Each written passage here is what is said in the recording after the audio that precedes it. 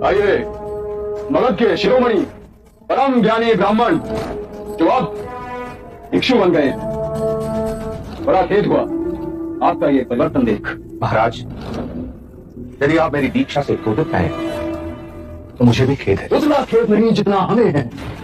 आपने अपनी पूरी ब्राह्मण जाति मगध को हमें लज्जित किया है और हमारे जले पे नमक छिड़कने के लिए उस बुद्ध के अनुयायी बन गए हैं आप। बुद्ध के सामने शीश अनायास ही झुक जाता है। आपने मगध नरेश के सम्मान के शीश को झुकाया है और अब आपके शीश पर मगध की जवाबदेही बनती।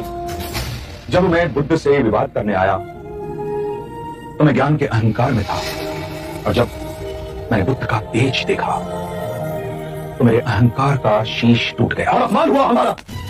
हमने आपको बुद्ध को पराजित करने के लिए बुलाया था और आप ही बुद्ध से पराजित हो गए। महाराज, मैं संघ की शरण में इसलिए नहीं आया कि मैं आपका जाति का धर्म का अपमान करूं, किंतु मैं संघ की शरण में इसलिए आया हूं महाराज कि मैं जीवन में कभी परम धर्म के किसी मार्ग को पा सकूं, सुख दुख से परे शांति के मार्ग पर। तो दुख से परे जा रहे हैं अपने कर्मों के दंड को भुगते बिना। महाराज, आप जैसा उचित समझें करें। सागर के गर्भ में समाहित पृथ्वी पर जब हम विजय प्राप्त करते हैं तो हमारी तृष्णा और बढ़ जाती है और सागर से परे की पृथ्वी को भी जीतना चाहते हैं। जिस प्रकार मनुष्य लोभी होता है उसी प्रकार सागर भी लोभी होता है। वो सदैव जल की इच्छा रखता है और जिसने अपने आप को जीत लिया उसने महाराज ब्रह्मांड को जीत लिया। अब एक और शब्द नहीं। मैंने आपको यहाँ धर्म की चर्चा के लिए नहीं बुलाया। आप स्वयं को जीतने जा रहे हैं, दुख से जीतने जा रहे हैं, है ना?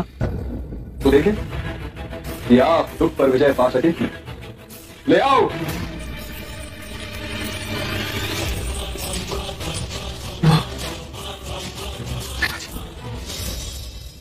तो परम ज्ञानी सोनदार, अभी तक आप तो सुख और दुख ऊपर नहीं हो सकते।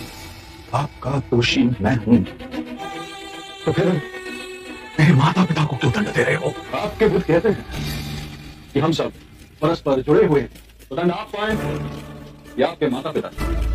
अंतर क्या है?